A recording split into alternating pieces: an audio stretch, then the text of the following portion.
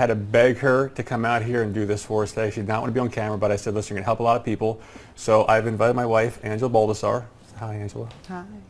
I invited her to be for two things. One, I want her to be a team leader. I want to help. I want to have her use some of her experience and expertise to help a lot of you guys who've maybe struggled, and there's a certain demographic that she's really good with. And also I want her to share her story. You know, having watched her and been with her for 20 years, the story has some really highs and it's got some lows. But where she is now, I mean, it's unbelievable how much you've learned. I mean, you could write an entire book on what you've learned, wouldn't you say that? I think somebody already wrote it, but yeah. That's true. So what I want you to share with everybody today is just a little bit about kind of the journey that you've been through a little bit, and then, you know, some of the things you learned along the way, and kind of how you got to the place where you are now. I think it starts, 25 years ago when we first started learning about food being our medicine. And I've always considered us a very healthy family. We eat organic as much as possible. We eat, only grass-fed meats. We were eating couscous and quinoa long before couscous and quinoa were cool or anybody knew what couscous and quinoa were. Just tried to be very educated and knowledgeable and smart about the food that I put into my family.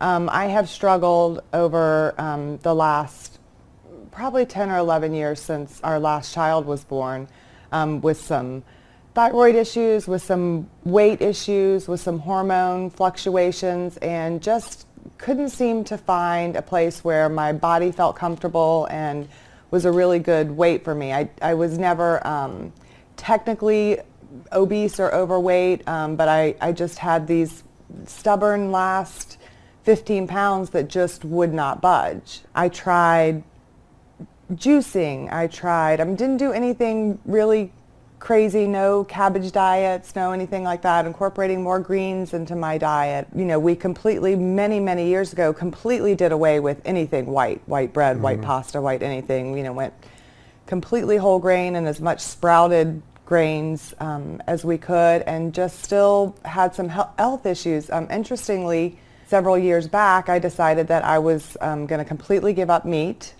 and be vegetarian or vegan for a while. And I lost a drastic amount of weight, but it was really the sickest that I've ever How much weight did you lose? been in my life. It was a lot of weight. How much weight did you actually lose?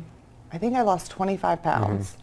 25 pounds. Just by switching to vegan, getting off the animal proteins. Yeah, I also eliminated lots of other sugars, and I was kind of following Chris Carr. I don't know if anybody knows her. She's from Crazy Sexy Cancer, and I was following a cancer prevention program.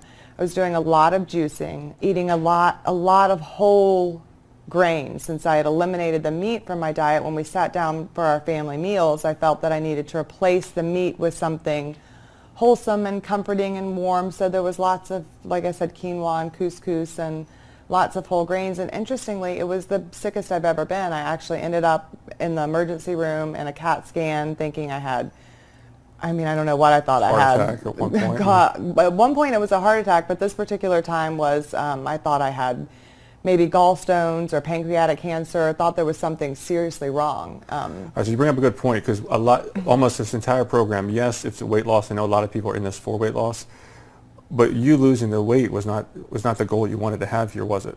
What did you want to have out of this? Well, neither time. The weight loss has both times previously and this time, the weight loss has been a very pleasant side effect, because we've had a weight loss group here before that I participated in, and I just struggled. I couldn't do it. I couldn't get a pound off. I was at the gym 6 days a week, working out 2 hours a day, cutting calories like crazy, and the weight just would not budge.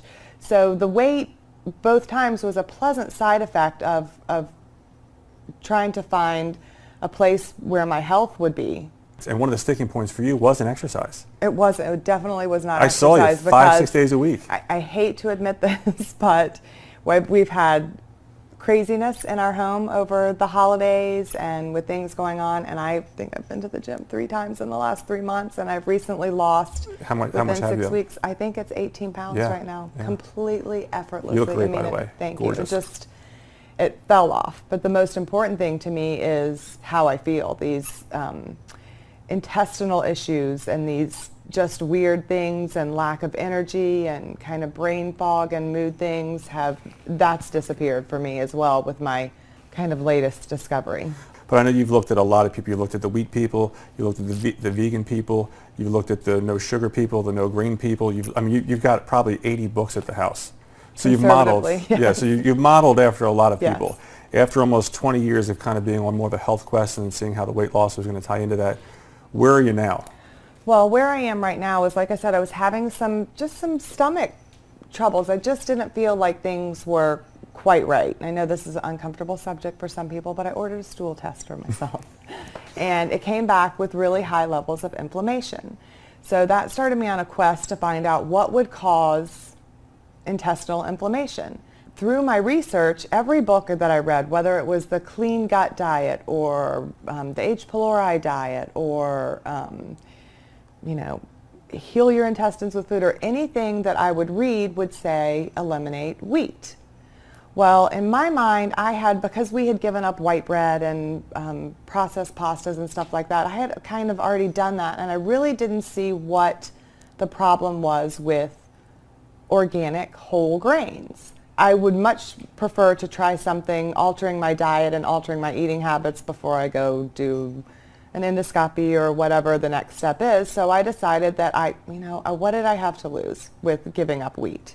The first 2 weeks were nothing short of miraculous in how I felt, in terms of, every morning I would wake up and I would have lost an inch or a pound or whatever, with the weight just falling off of me. So I decided to really dig deeper and find out, why wheat? What's the problem with wheat, and how could it be causing all these health problems? How could all these problems that I have just start fading away just from eliminating wheat from my diet? Yeah, because we have a lot of doctors now, and even nutritionists and dietitians who are recommending. I know some of the patients watching this have said that they've been told to have 6 to 8 servings of grains in the morning, or 6 to 8 Well, I think servings our of grain in the food day. pyramid right now is almost 60% whole grains in your diet. So some people, they try to just eliminate processed wheat, or they just look for USA organic wheat, but you went a little bit deeper than that. I went a little bit deeper than that because of what my research uncovered, which is the wheat that we are eating today is not the wheat that we were originally given. It's not even the wheat that our grandmothers were making 40 years ago. I mean, wheat's a big deal. It's even, across all religions. We break bread together. When you take communion, bread is the body of Christ. For Passover, they eat unleavened bread, to represent their, move out of Egypt.